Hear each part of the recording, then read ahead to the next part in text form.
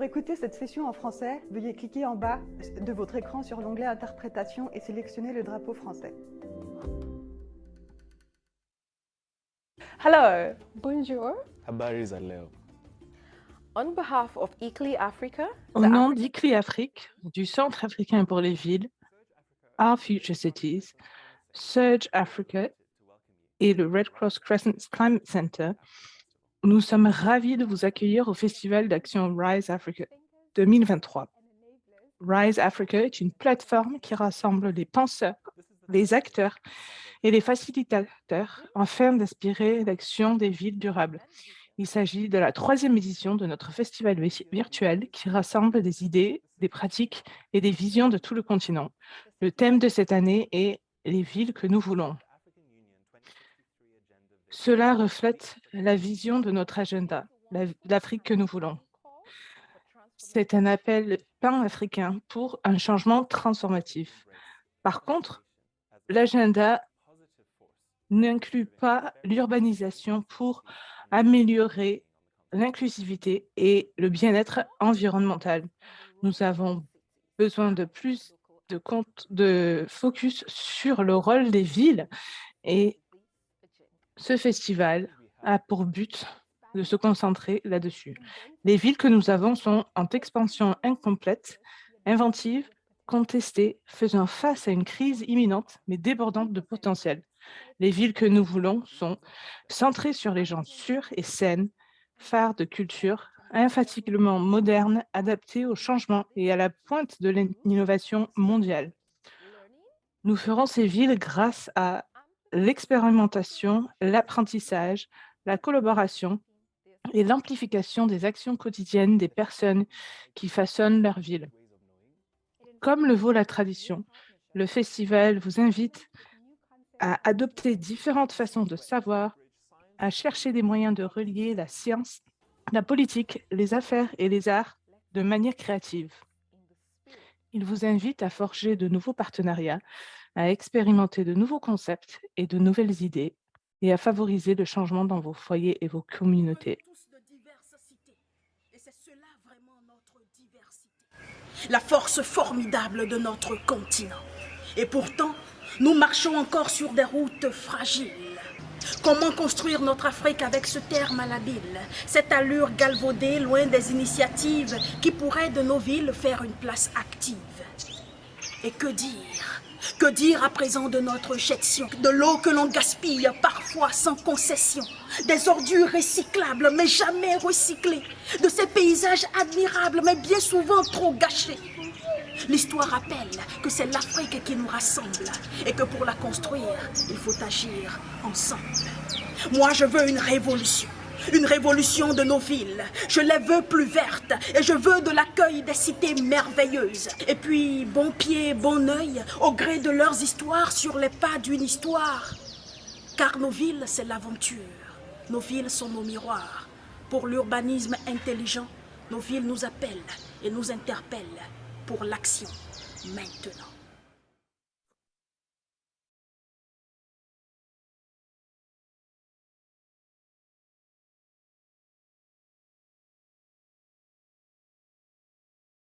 Hi everyone.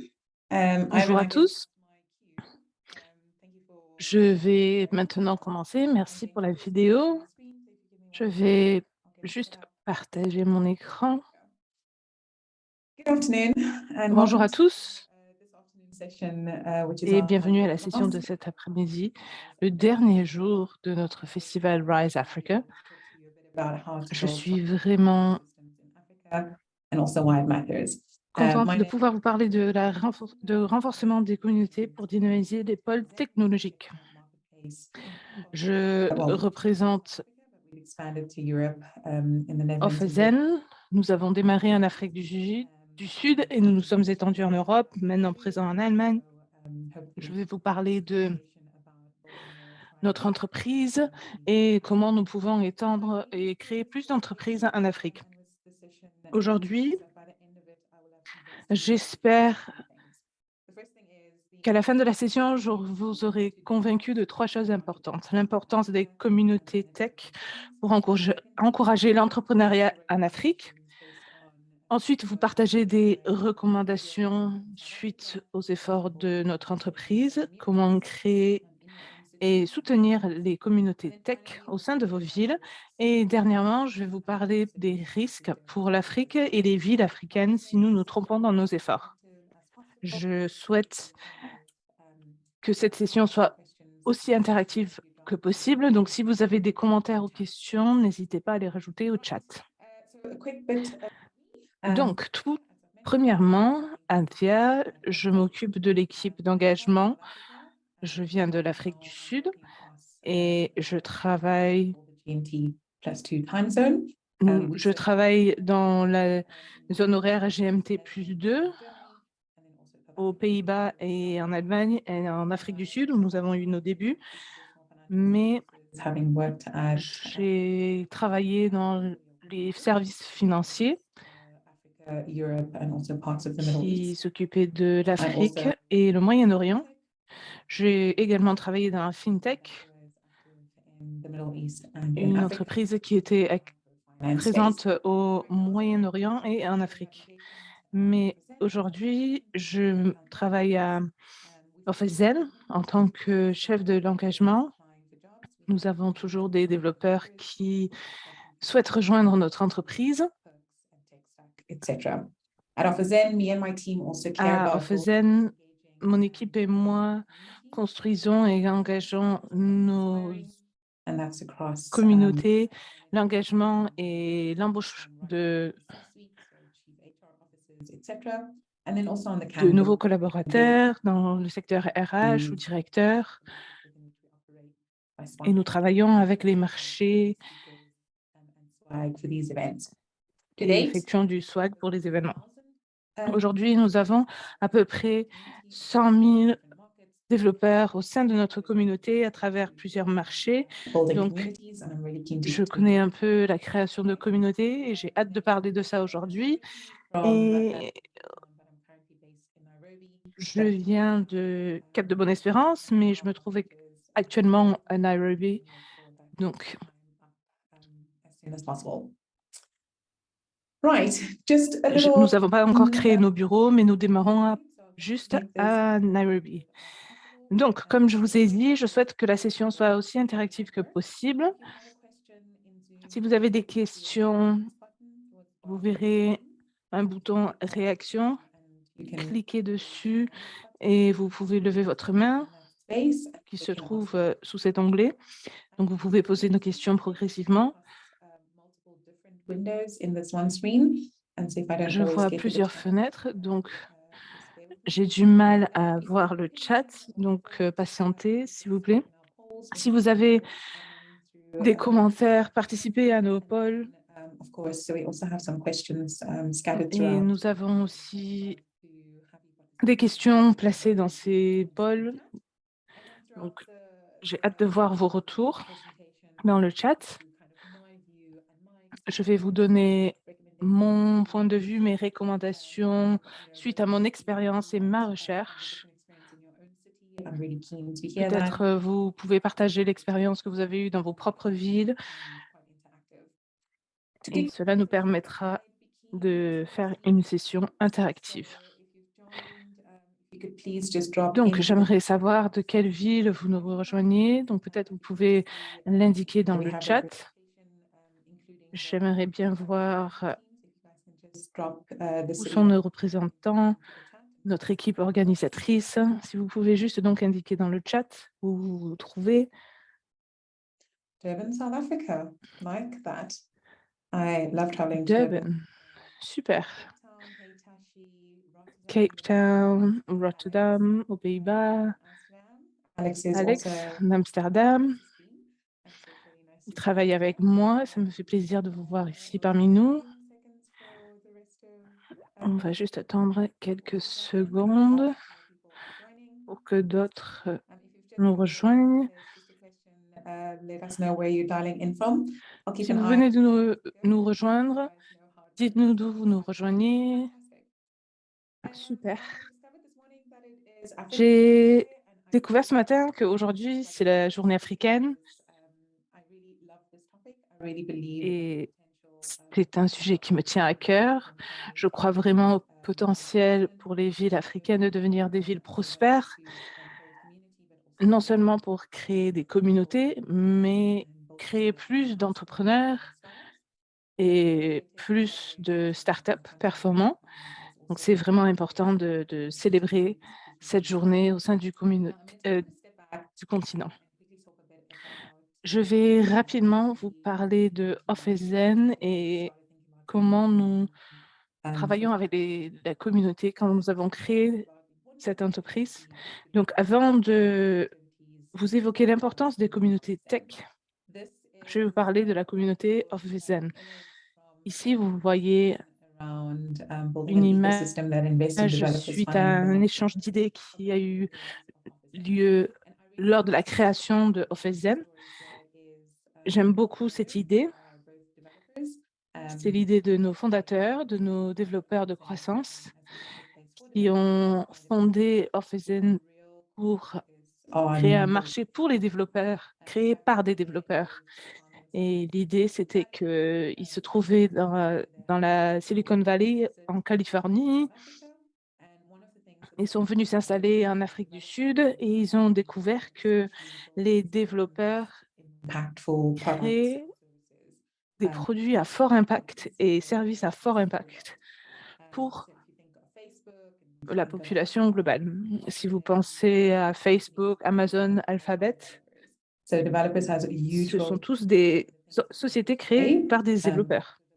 Donc, les développeurs ont un rôle clé au sein des produits et services que nous utilisons aujourd'hui.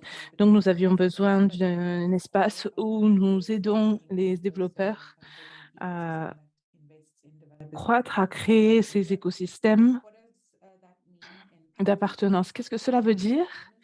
Il y a 3 éléments. Donc, que ce soit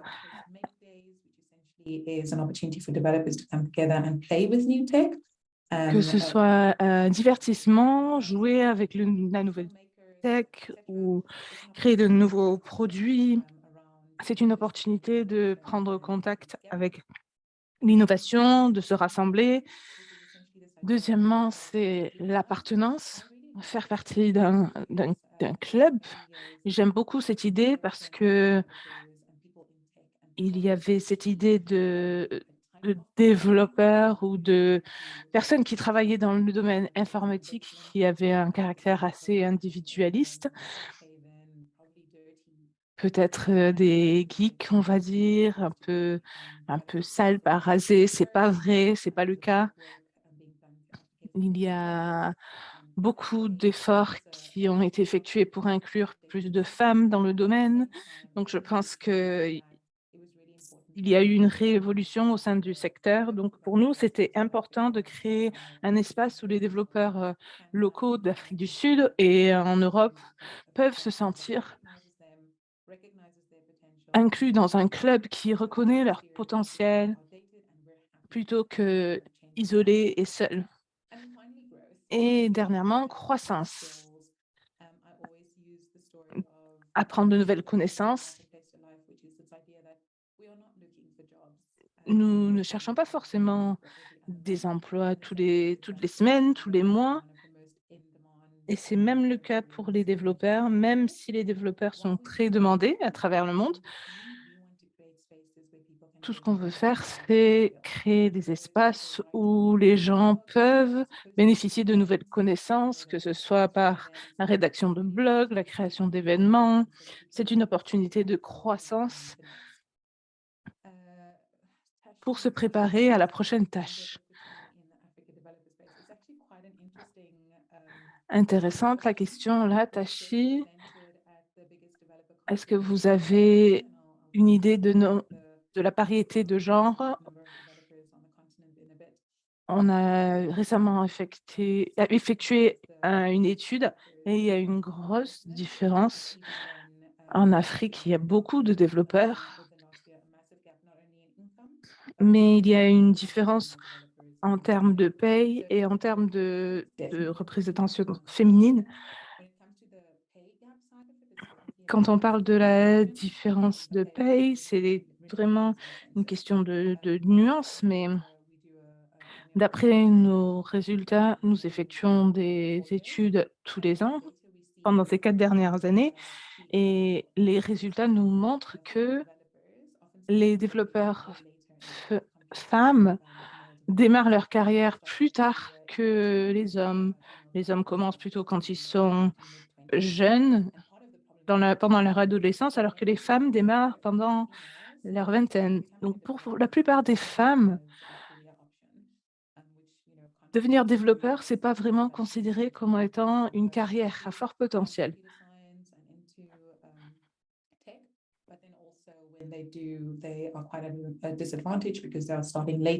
Même si certaines femmes sont intéressées par euh, l'informatique, elles sont un désavantage parce qu'elles ont moins d'expérience quand elles rentrent dans la carrière. Et puis, bien sûr, quand elles deviennent mères, elles ont beaucoup de responsabilités. Quand elles rejoignent le marché, elles ont perdu ou peut-être raté certaines connaissances. Donc, il y a une variété de genres et beaucoup d'améliorations qui peuvent être effectuées pour justement permettre aux personnes de comprendre le marché et encourager justement cette conversation.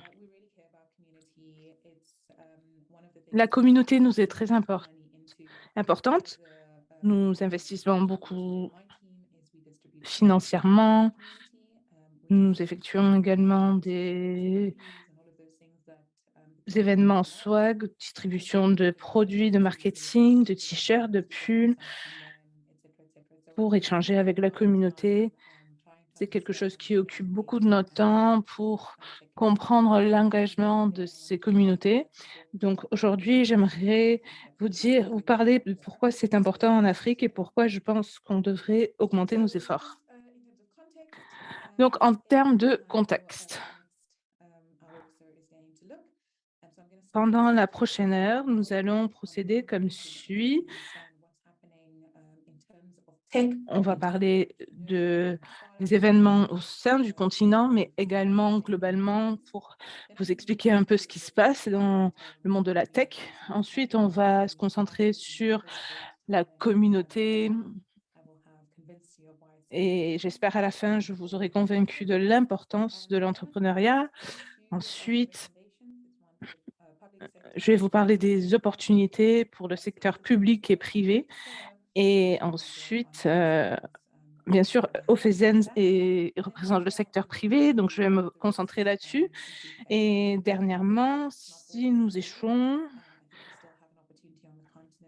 on va voir que je pense que nous avons quand même des opportunités de changer la donne, mais il est vrai qu'en ce moment, les données ne sont pas positives.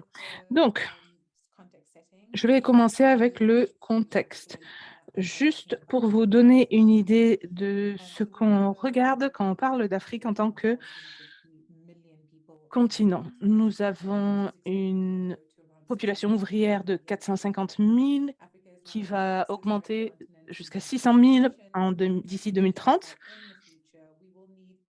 La population augmente à une vitesse alarmante, donc ce qui veut dire nous avons besoin de plus d'entreprises, plus de villes, plus d'opportunités, alors que la population se concentre autour des grandes villes. Nous allons avoir besoin de plus de reconnaissance de changement climatique. Donc, il y a beaucoup d'impacts qui résultent de ce changement de population d'ici 2030. Nous avons beaucoup de développeurs au sein du continent, 720 000. Over 720,000 developers already, which is fantastic. D'après des recherches effectuées par Google, et je vais vous expliquer pourquoi cela est important.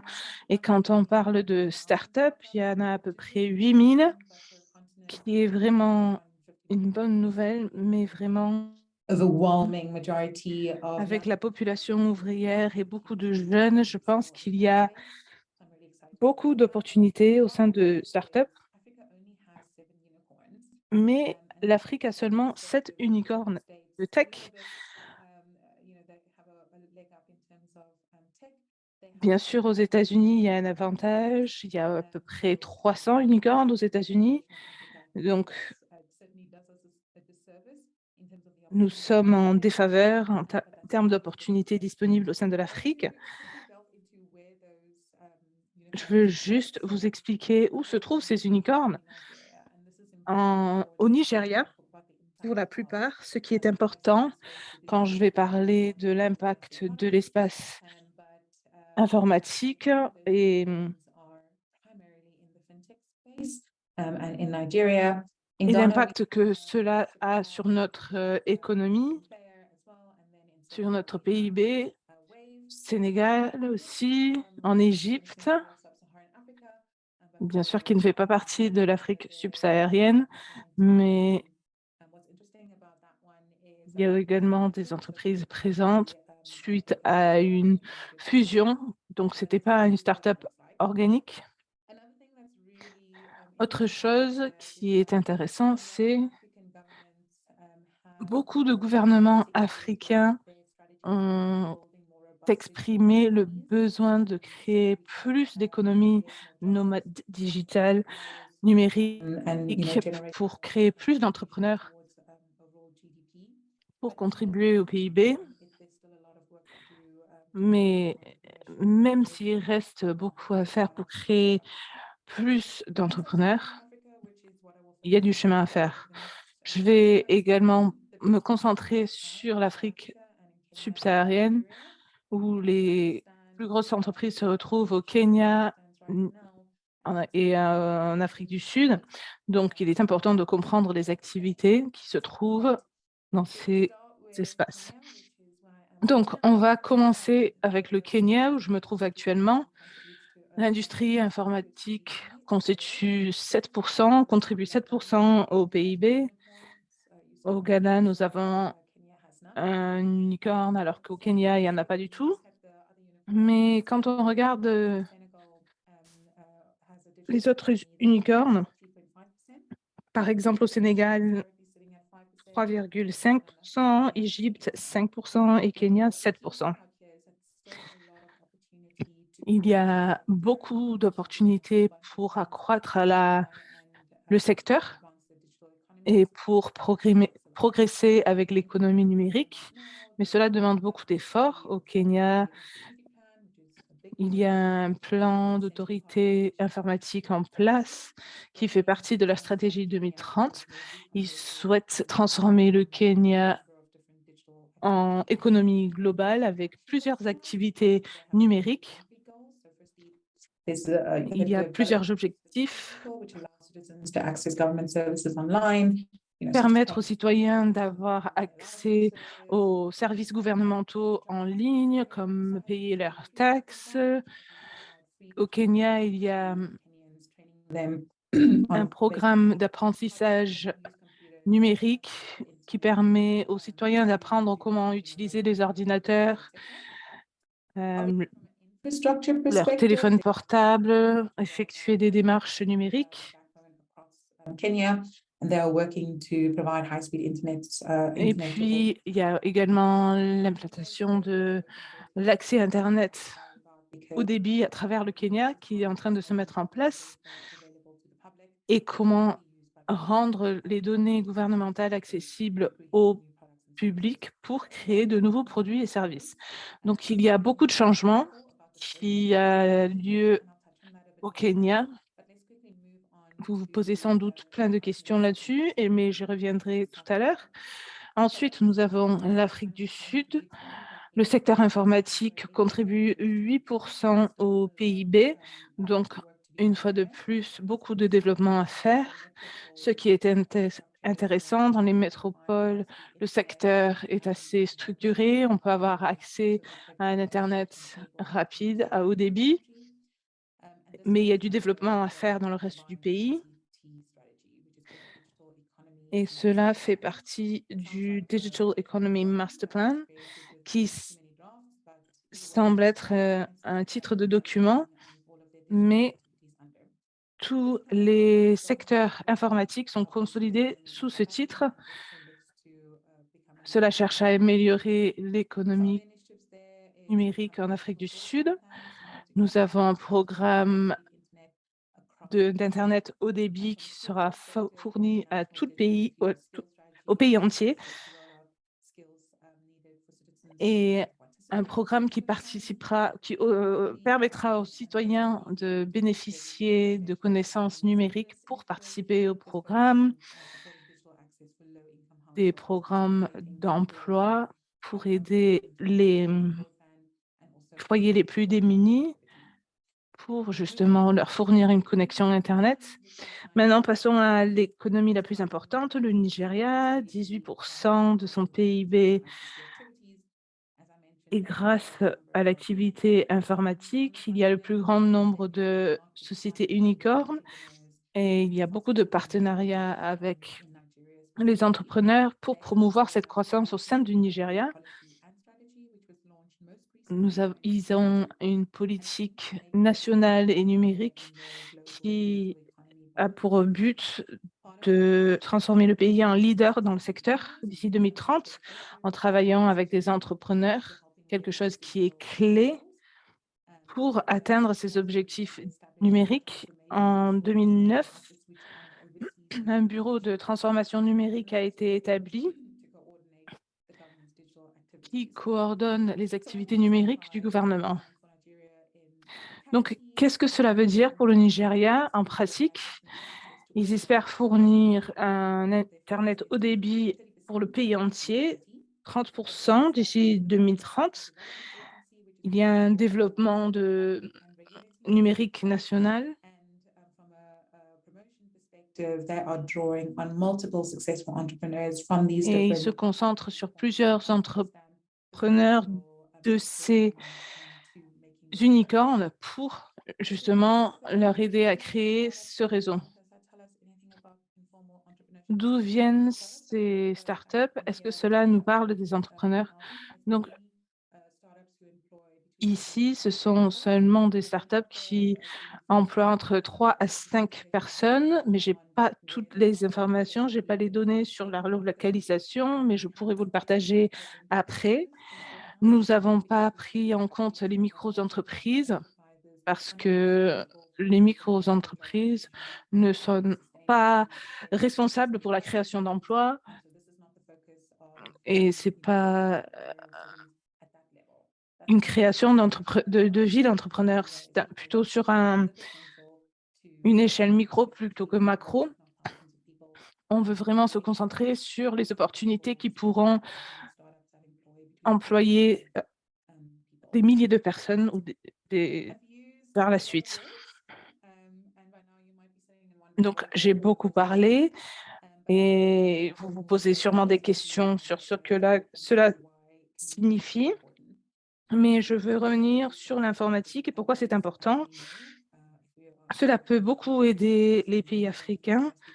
Vous avez vu le bénéfice d'Internet haut débit, surtout pour l'environnement des entreprises, pour se connecter aux nouveaux marchés, pour la création d'emplois, création d'industries. D'autres bénéfices, l'éducation, améliorer la formation, le rendre plus accessible, services médicaux, médecine dans les zones les plus rurales. Vous savez que si vous utilisez Internet, vous vous rendez sur WebMD souvent pour rechercher vos symptômes, mais vraiment avoir accès à ce site est impossible pour plusieurs personnes à travers le continent.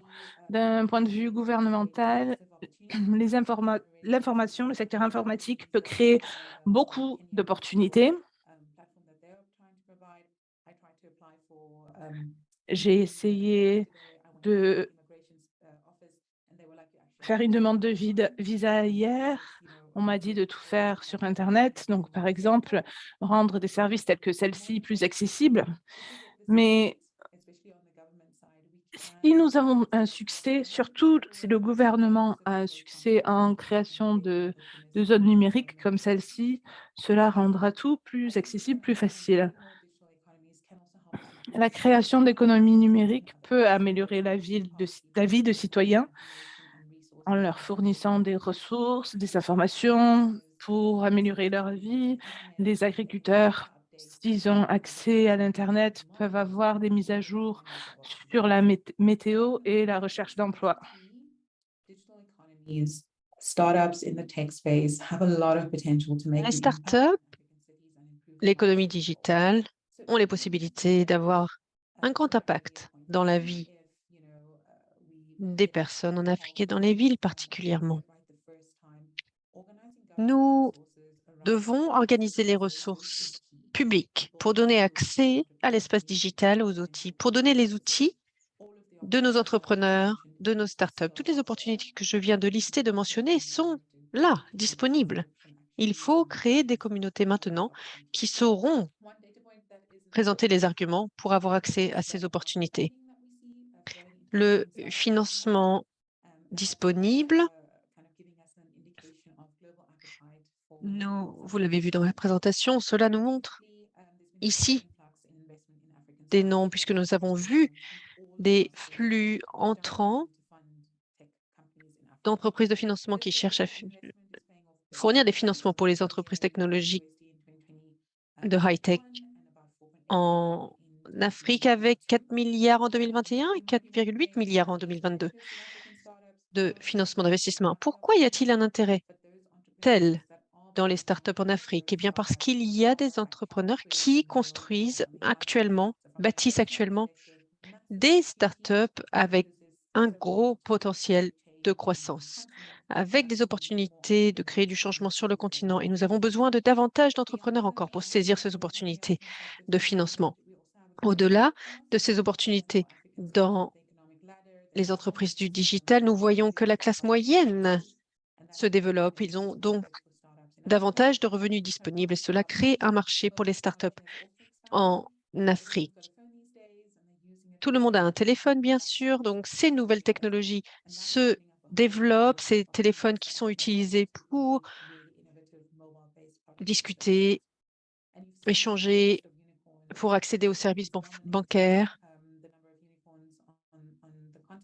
Les licornes se développent également. Le nombre de licornes augmente et l'effet, bien sûr, est positif puisque nous voyons un développement des emplois, une augmentation des revenus. Mais bien sûr, l'Afrique n'est pas isolée. Nous nous félicitons du nombre de licornes, mais il existe des startups qui prennent des gros risques ou qui sont en concurrence. En particulier sur le marché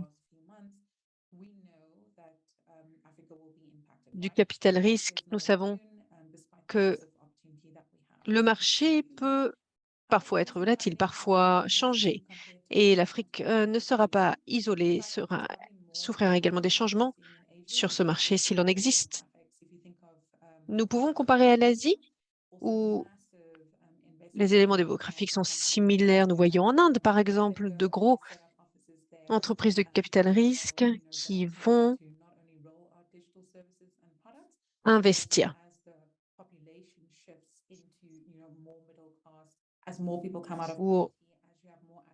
Nous voyons également l'élargissement de la classe moyenne, les opportunités qui se créent, et une population jeune et qui a cet appétit pour la création et quelque part le risque. Un petit sondage, alors j'aimerais savoir quel est le plus grand défi dans votre ville par rapport à la création de start-up à grosse croissance. Quel serait le défi qui se présenterait, le défi principal qui empêcherait davantage de création de start-up de croissance? Est-ce que c'est le manque de financement, le manque de mentors, le manque d'expérience, le manque de compétences?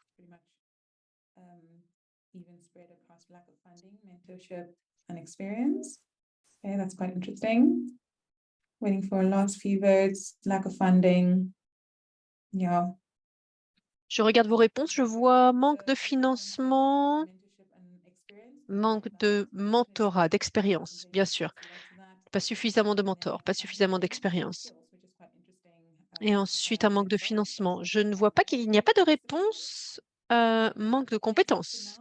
Disons que c'est les compétences qui manquent, donc c'est très positif. Voilà, j'ai partagé les résultats du sondage. Donc, nous voyons des opportunités sur le continent, bien sûr, sur notre continent pour créer un impact positif. Nous savons que les communautés des nouvelles technologies y contribuent. En prenant un exemple aux États-Unis, les licornes sont à l'ouest ou à l'est. Donc, à l'est, nous avons New York, Boston, et à l'ouest, dans la Silicon Valley, San Francisco. C'est là que vous trouverez Google, Amazon, Facebook. Il y a 195 licornes, 120 et 17 à New York et Boston sur la côte est. Si nous regardons les membres des meet-up dans la technologie, vous voyez que les membres des meet-up sont dans la Silicon Valley, bien sûr, et les communautés de la tech, de la technologie, qui donnent des ressources et du programme de mentorat pour les personnes qui souhaiteraient lancer leur start-up. Il y a aussi là une grosse concentration de sociétés de capital risque, ce qui donne accès aux ressources, au financement, ce qui crée un écosystème favorable à New York, principalement. C'est là que vous trouverez des licornes. Et si nous regardons en Europe, nous voyons des dynamiques similaires. À Amsterdam, où il y a 6 licornes, et le nombre de membres de la communauté de la tech, il y en a 130 000. Et en Allemagne, 24 licornes, à Berlin principalement. Nombre de membres de 138 000. En France, à Paris, il y a 21 licornes, ce qui représente 68 millions de membres. Alors, qu'est-ce que cela signifie, ces nombres? Eh bien, la recherche nous montre qu'il y a une corrélation directe entre le nombre de licornes dans une ville et de membres, c'est-à-dire que pour favoriser le développement des startups, parce qu'il y a accès là au talent. Vous pouvez trouver des product managers, des mentors, et c'est bien sûr un très bon endroit, hein. C'est l'endroit que je vous ai montré sur la carte.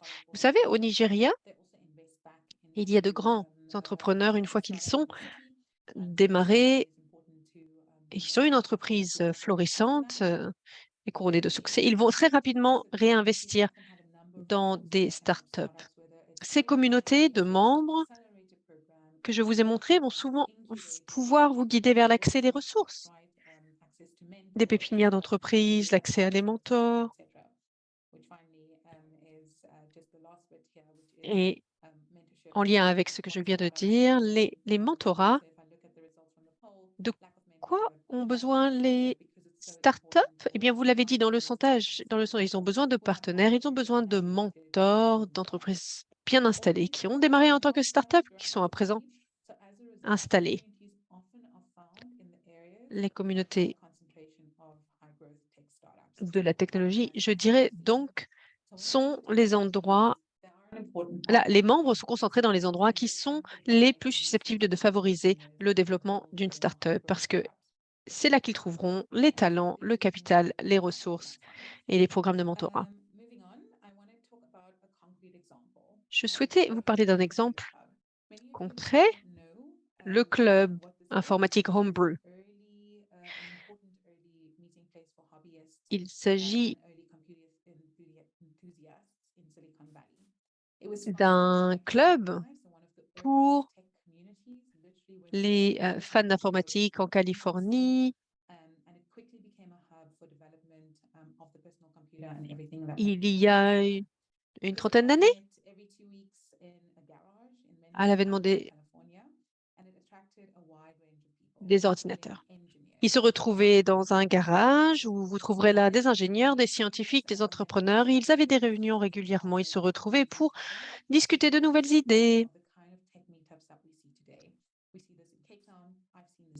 Et j'ai vu ce type de programme, que ce soit au Cap, à Amsterdam, à Nairobi, à Berlin. C'est le même modèle, ces clubs de nouvelles technologies, haute technologie. Et je dirais que nous sommes sponsors souvent. Nous sommes des commanditaires de ces clubs, si vous voulez, ou sociétés. Cela n'a pas changé depuis les années 70.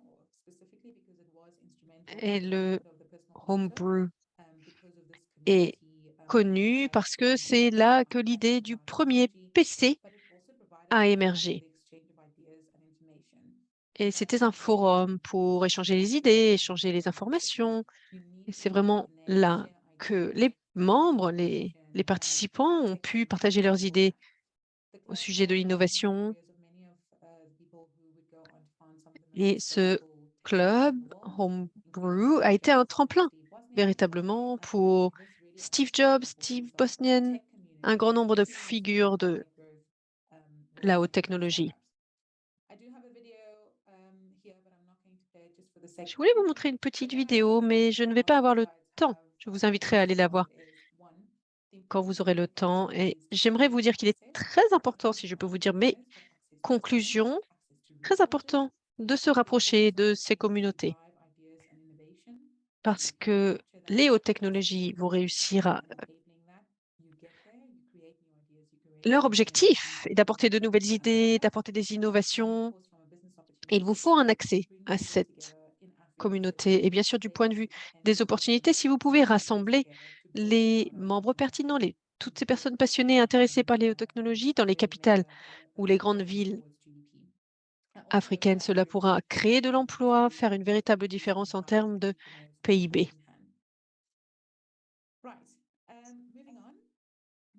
Qu'est-ce que cela veut dire pour les villes africaines?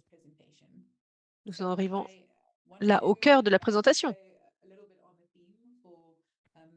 Revenons au thème du festival ces derniers jours.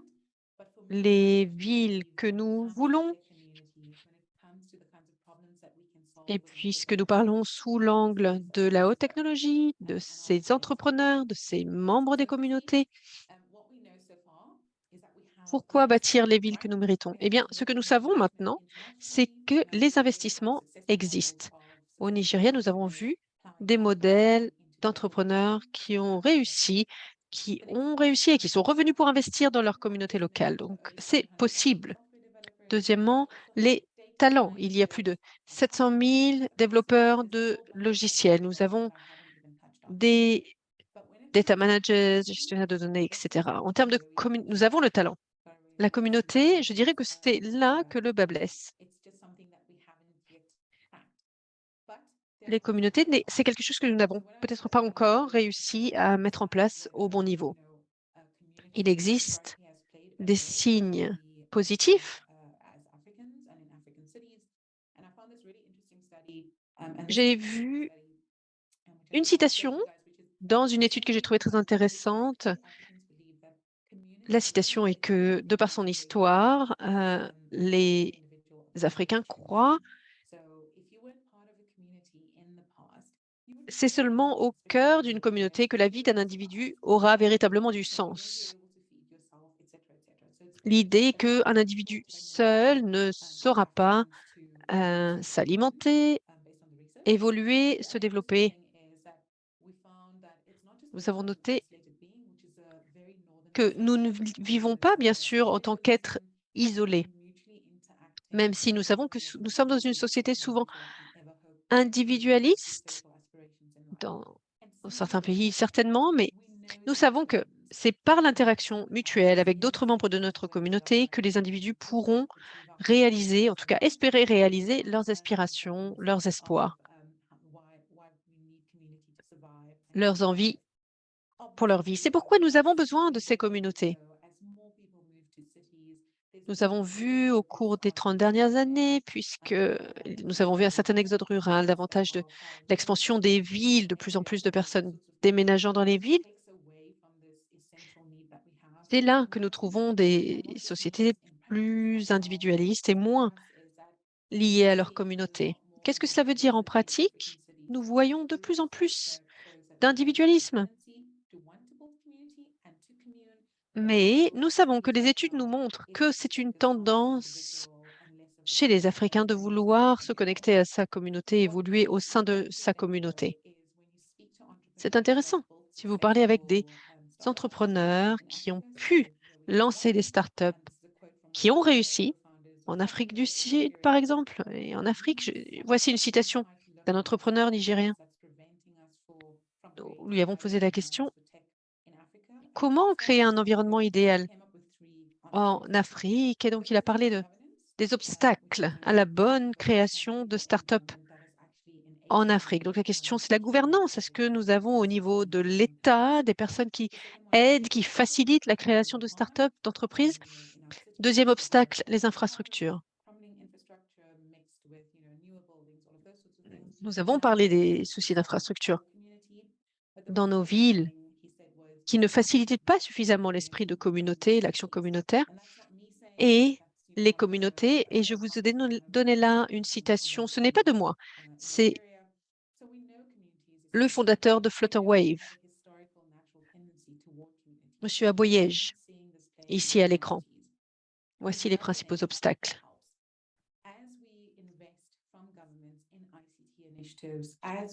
Et nous, chez ICT Initiative, nous cherchons à apporter les bons investissements aux bons endroits et nous allons chercher à retirer certains des obstacles.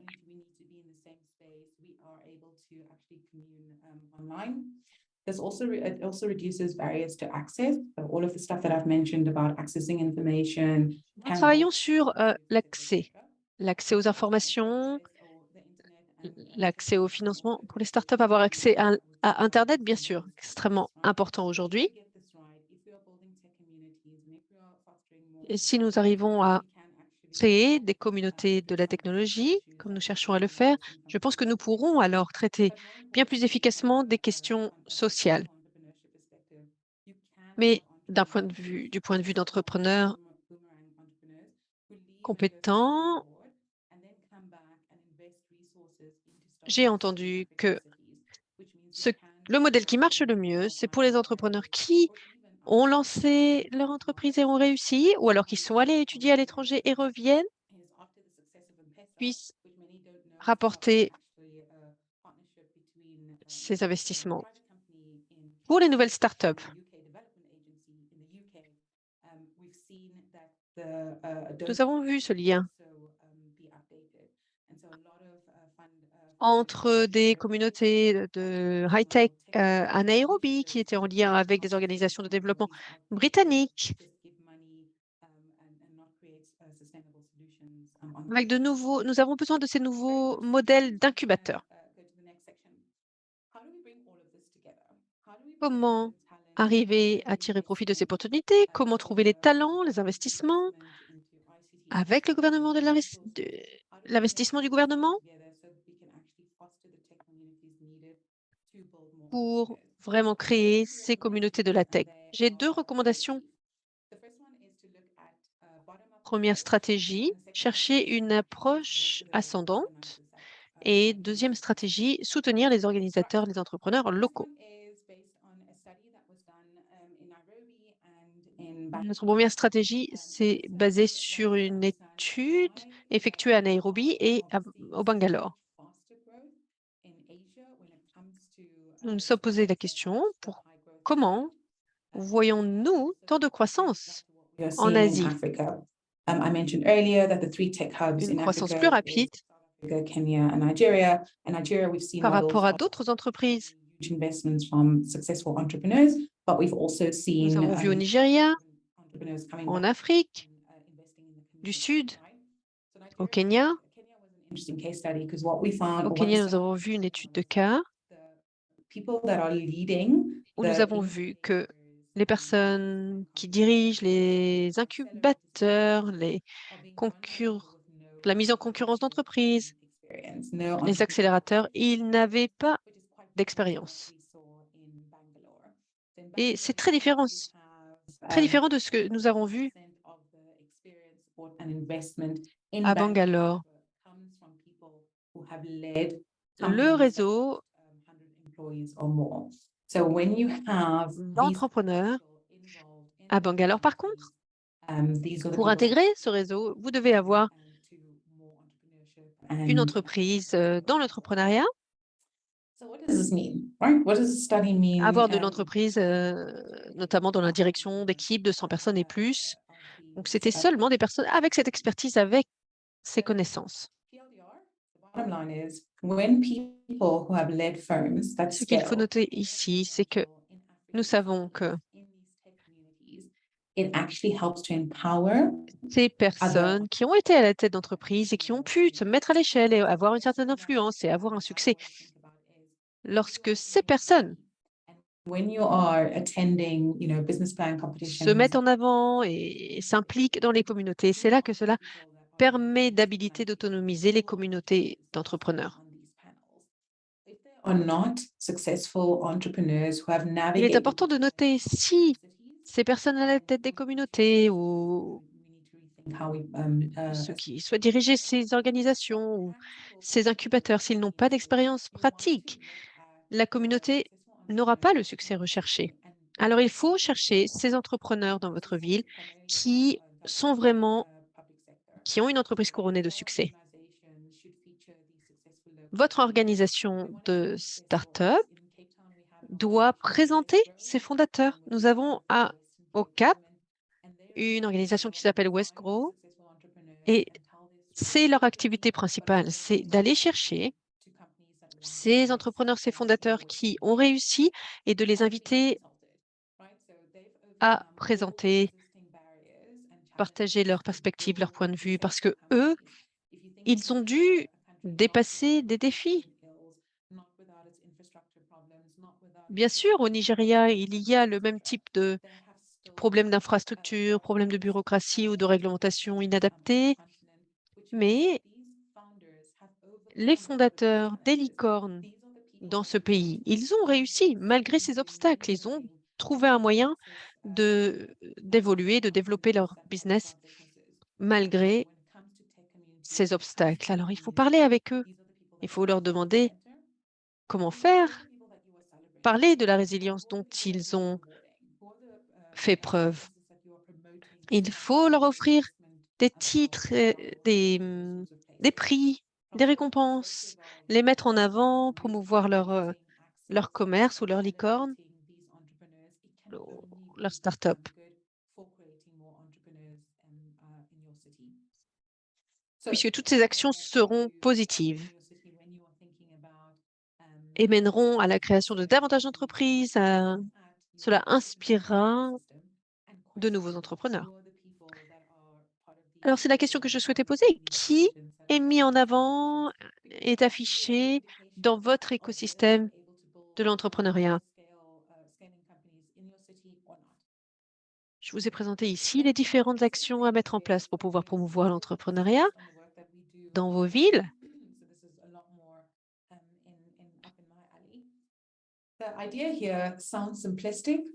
Et l'idée que je vais vous présenter ici peut vous sembler simple,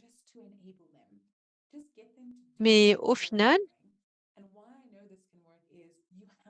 vous allez penser que c'est plutôt simple, mais je dirais que ces organisateurs de la tech locale n'ont pas besoin de beaucoup finalement pour pouvoir bâtir des communautés de la tech florissantes, que ce soit à Lagos, au Cap. Je suis allée à Dar es Salaam, je suis allée à Kigali. J'ai entendu que les organisateurs sont souvent dans des situations difficiles juste parce qu'ils ont besoin d'un lieu pour inviter les entrepreneurs, pour inviter la communauté. Ils ont du mal à trouver des entrepreneurs expérimentés pour venir présenter, pour venir parler. Ils ont finalement des difficultés qui sont d'un ordre plutôt simple. Mais cela prend du temps, effectivement. les organisateurs cherchent à construire une communauté, créer une communauté en partant de rien.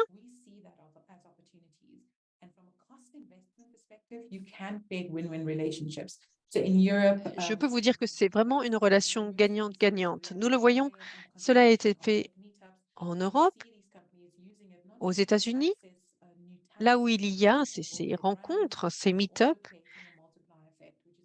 C'est là que nous voyons un effet multiplicateur. C'est-à-dire, plus nous soutenons d'organisateurs au niveau local, plus nous allons réussir à atteindre de nouveaux entrepreneurs dans la tech. Donc, ce sont vraiment ces peseurs, ces catalyseurs que nous devons atteindre. Donc, vous allez penser que c'est très simple, mais finalement, c'est l'approche qui fonctionne. Aller au meet-up, à ces rencontres des entreprises de la tech,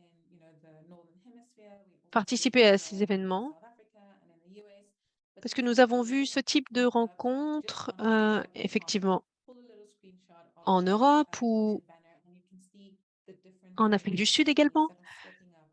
Les différents meet-ups, vous pouvez, si vous voulez, prendre une photo de cette diapositive et puis regarder qui a participé à ces rencontres, forums ou conférences. Ce sont les lieux les plus intéressants et les plus importants pour progresser dans la communauté de la tech, si vous avez des idées et des envies. Mais que se passe-t-il si jamais nous échouons? Nous pouvons poser la question. Si nous ne réussissons pas,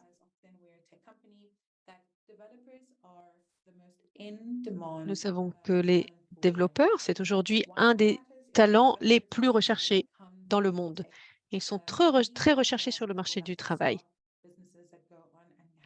Il y a donc, nous le savons, c'est lorsque vous avez les bons développeurs que vous allez pouvoir obtenir les bons financements. Et nous savons que les licornes principales en Afrique, ce sont des licornes dans quel domaine? Bien sûr, le domaine de la haute technologie. Développement de services, que ce soit pour échanger des paiements, services bancaires souvent. C'est pourquoi ces compétences dans le domaine de la tech, nous savons que ce sont des opportunités manquées aux États-Unis, par exemple, où il manque de compétences. C'est pourquoi dans vos villes, le risque, il faut faire très attention parce que nous savons que les Africains les plus talentueux vont souvent quitter leur ville et leur pays et chercher de plus belles opportunités ailleurs. Et il faut chercher à les retenir, bien sûr. Nous le savons, un très haut pourcentage de développeurs déjà sur notre continent travaillent pour des entreprises étrangères parce qu'ils ont besoin de cet espace, de ces endroits où ils vont présenter leurs nouvelles idées. Il faut vraiment éviter donc en Afrique la fuite des cerveaux, c'est le premier élément. Et les fondateurs, le deuxième risque est que les fondateurs risquent de déménager vers le nord. Nous avons vu Flutterwave et Paystop également, quelques entreprises nigériennes sont considérées comme des entreprises start-up nigériennes, mais elles sont domiciliées à Delaware, où nous voyons des déménagements à Londres, une adresse à Londres, l'adresse officielle, parce que cela simplifie l'accès au financement pour les actionnaires, etc., etc. Et nous avons besoin pour créer ce changement radical. Nous devons maintenir ces compétences sur notre continent, dans nos villes. Les développeurs, les fondateurs, Un des éléments les plus importants à retenir, c'est le chômage. Nous voyons cette croissance vers 600 millions de personnes d'ici 2030. Nous allons avoir besoin de davantage Nous d'emplois, plus aurons de besoin de start-up, plus d'entreprises, plus de de start-up pour recrutement. embaucher toutes ces personnes. Les gouvernements seront toujours sous tension. Nous voyons Ils ont déjà déjà beaucoup de dans problématiques au sein de beaucoup l'Afrique de et villes et ne de pourront pays pas le manque de suivre compétences. cette- Le taux de chômage est déjà élevé, ces il va taux de continuer chômage. d'augmenter. Sans ces opportunités d'entrepreneuriat, beaucoup de jeunes auront des problèmes pour trouver un emploi. Cela mènera à un déplacement de la population, une augmentation de l'IA, pardon, et une catastrophe au sein des années à venir. Je vois que j'ai reçu un message. Je suis vraiment désolée. Je comptais finir dans l'heure. Donc, je suis désolée, je suis sur ma dernière slide. Je souhaite vous dire que oui, il y a de l'espoir. Nous avons vu plusieurs opportunités d'investissement au sein du secteur informatique, au Lagos, au Nigeria, le fonds d'emploi au sein du Nigeria qui fournit des formations au public, au Kenya, à Nairobi, où je me trouve actuellement. Il y a l'innovation qui permet aux entrepreneurs de travailler ensemble, de collaborer pour encourager la croissance du secteur informatique. Et finalement, au Ghana, à Accra, il y a un incubateur qui fournit du soutien aux entrepreneurs, qui a déjà créé plus de 1000 emplois, qui est vraiment très encourageant. Donc, on voit des résultats. Suite aux investissements du gouvernement pour la création d'un accès à l'Internet, à une infrastructure, on voit les bénéfices émerger aujourd'hui. On investit pour nos futurs entrepreneurs, pour la prolifération de l'accès à l'Internet, mais on doit se concentrer sur comment nous pouvons utiliser ces communautés tech pour créer plus d'entrepreneurs, pour résoudre les problèmes auxquels nous faisons face maintenant, pour empêcher que la situation s'empire. Je pense que la continuité existe au sein du continent. Nous avons le soutien que nous pouvons utiliser, nous avons le talent, nous avons les investissements, mais nous devons justement soutenir plus de communautés tech.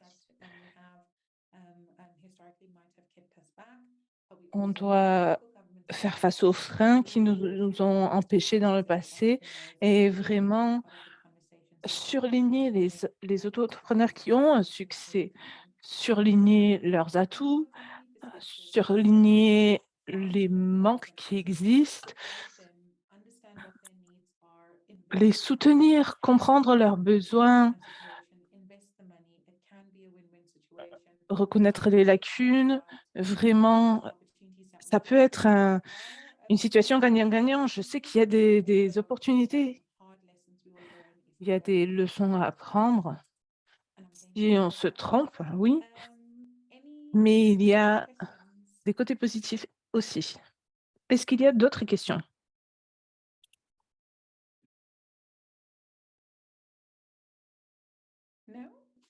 Non? Donc, je vais en profiter pour vous remercier. J'espère que cette présentation vous a été utile et j'espère que où que vous soyez, vous pouvez utiliser ces informations. Je suis très passionnée par ce sujet. Si vous souhaitez vous connecter, vous pouvez me trouver sur LinkedIn. Si vous utilisez ce code QR, vous pouvez vous connecter à mon profil et j'ai hâte de continuer cette conversation. Il y a une question. Est-ce que vous souhaitez la poser de vive voix? Sorry. I just want to say that, and I'm sorry. Oui, bonjour. My camera now. I just want to Je say ne peux pas that allumer la caméra, mais presentation and the placement of j'ai the beaucoup apprécié votre présentation, vos information, I was idées. specifically looking at, for me, I saw the poll the need or the selection j'ai vu que mentoring outweighs il y a un need for besoin pour ce mentorat, because I've always pour ce financement, et je trouvais cela assez surprenant parce que je pense qu'il y a beaucoup d'opportunités de mentoring. Certains sont gratuits, d'autres sont payants, mais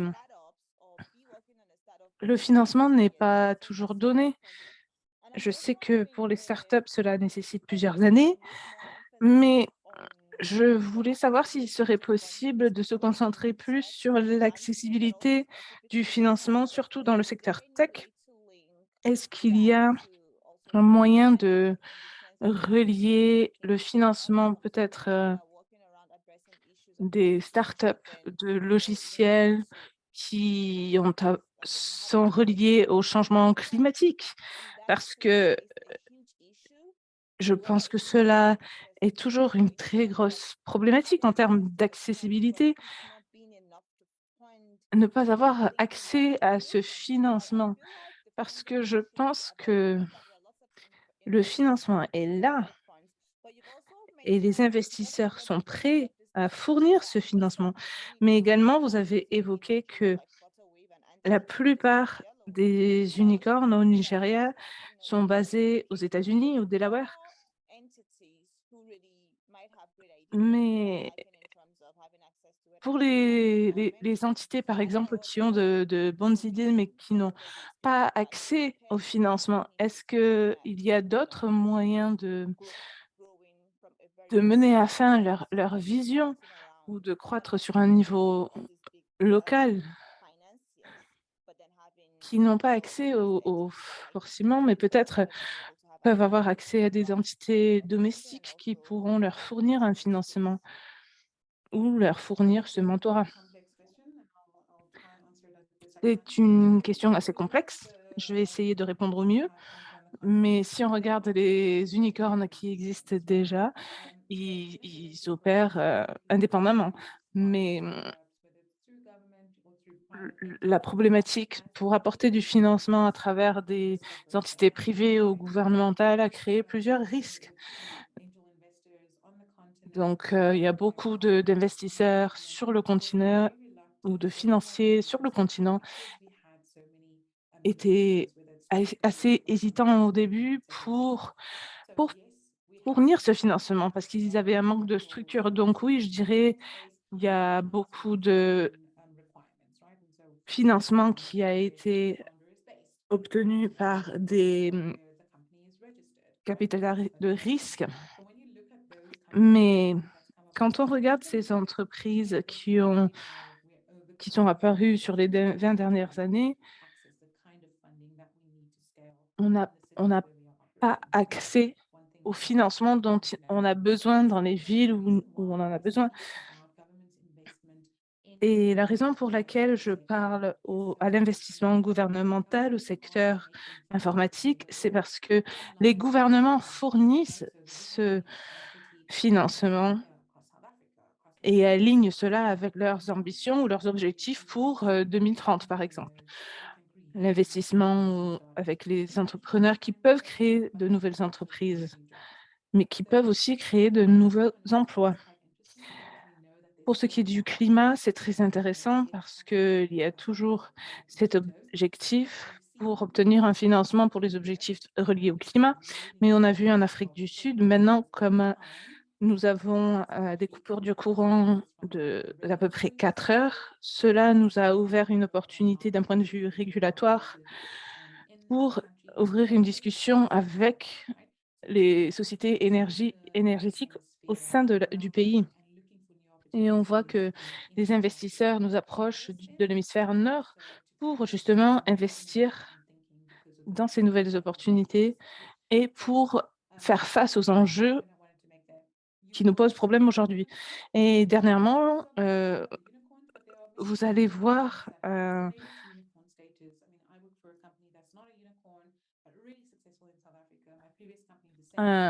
des résultats, des retombées. Je travaille pour une unicorn qui a pu bénéficier d'un financement, mais n'a pas encore obtenu ce statut d'unicorn. Et ces personnes qui sont motivées à créer ces startups sont aujourd'hui les personnes qui investissent dans la communauté. Donc, c'est vraiment dans ses débuts, mais on a besoin de plus d'investisseurs avant qu'on puisse avoir accès à ce financement. Donc, on a des investisseurs internationaux qui aimeraient bien investir dans des sociétés locaux, mais il y a des restrictions. On a des gouvernements qui ont leurs propres régulations quant à l'informatique, l'investissement et l'accès au financement. Donc, c'est peut-être un peu bureaucratique. Ça pourrait concerner que certaines industries, mais ils veulent créer plus d'emplois et les emplois qu'ils souhaitent financer n'ont pas forcément accès. Et ensuite, du côté des entrepreneurs, quand on parle du réinvestissement à la communauté, les investisseurs fournissent le financement au début, mais en parlant de changement climatique, il y a toujours un recul, un peu de retard. Je pourrais dire qu'il y aura des financiers internationaux qui peut-être auront du retard à investir dans les objectifs climatiques parce qu'il y a juste du retard. Mais on a vu en Afrique du Sud, il y a une vraie opportunité parce que le gouvernement ne peut pas fournir les besoins énergétiques besoins et donc nécessaires, pardon. Et donc, sans ce financement, on ne peut pas avancer. Je pense qu'il n'y a pas de réponse nette. On doit explorer toutes les possibilités, mais on pourra en parler plus longuement et puis pour voir les solutions dans le futur. J'espère que cela répond à votre question. Oui, je souhaiterais vous remercier. Vous avez également évoqué d'autres startups qui ne sont pas nécessairement des unicornes, mais qui ont beaucoup de succès. Mais je pense aussi qu'il faut regarder ailleurs et puis se rendre compte qu'il y a des sociétés qui vraiment essayent d'encourager ce changement. Et juste parce qu'ils ne font pas partie du top 5, du top 10, ça ne veut pas dire qu'ils ne sont pas importants. Et pour ce qui est du climat, je comprends qu'il y a du chemin à faire. Mais je dirais qu'il faudrait adresser les fausses solutions, la, la ma- le manque d'information et les signaux d'alarme. Je me demande si nous avons les outils nécessaires pour nous guider quand nous recevons cette mésinformation, cette fausse information et les outils de communication nécessaires. Mais je voudrais vous remercier pour votre présentation et votre réponse. Merci, oui, je pense à une citation du fondateur du Green Help Movement qui a indiqué que quand il s'agit de problématiques climatiques, ce n'est pas forcément une chose qui est pensée par les gouvernements, parce que c'est les gouvernements qui détruisent l'environnement et ce n'est pas à eux de vivre avec les conséquences. Donc, il faut que nous le démontrons comment, dans le long terme, comment cela peut affecter ou impacter la population. Ivan? Oui, j'ai beaucoup de questions, mais votre présentation, j'ai beaucoup de questions, mais beaucoup ont été répondues suite à votre présentation. Mais je voulais poser une question par rapport à l'éducation et la connaissance. Est-ce que en Afrique, vous avez vu si les curriculums scolaires étaient changés pour inclure plus d'éducation ou plus de formation autour de l'informatique? Est-ce que c'est quelque chose que vous avez vu? Est-ce que ça a eu du succès? Oui, au Kenya, ils essayent d'encourager le coding ou l'informatique, plus d'informatique au sein du curriculum d'éducation. Déjà en Afrique du Sud, je pense qu'il y a plus d'avancées là-dessus. Mais les gouvernements sont en train de se rendre compte que les compétences dont nous avons besoin ne sont pas les compétences qui sont apprises au sein des écoles aujourd'hui. C'est vraiment difficile à effectuer un changement, mais il faut que les gouvernements soient plus courageux.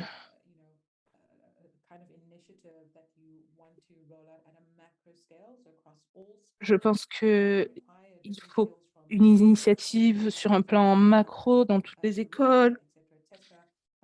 Cela demande des professeurs différents, changement de curriculum, mais on voit que les gouvernements changent leur approche quant aux compétences requises. Mais il y a beaucoup de niveaux différents, que ce soit en primaire, secondaire, universitaire. On voit que les outils numériques sont plus demandés aujourd'hui. Aussi, cela demande un investissement significatif. Si on regarde l'Afrique du Sud, l'investissement du public, par exemple, on a quand même des problèmes quant au financement disponible de la part du gouvernement, parce que il y a toujours des problèmes, autres problèmes tels que l'assainissement ou autres. En Afrique du Sud également, nous avons des organisations privées, Mindjoy,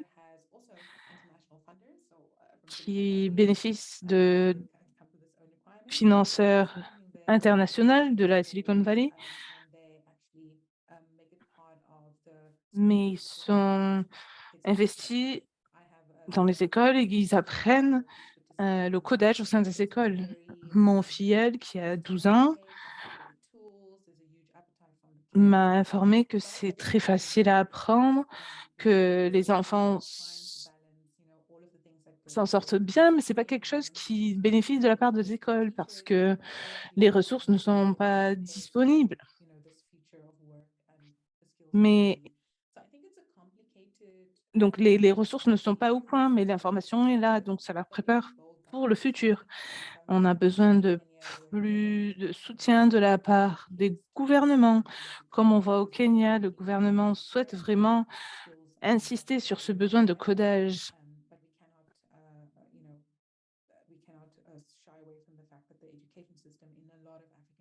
On doit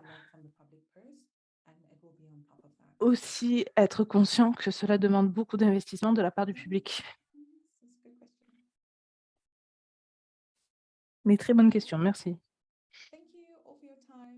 Merci à tous pour vos questions. J'espère que cela vous a été utile. Si vous souhaitez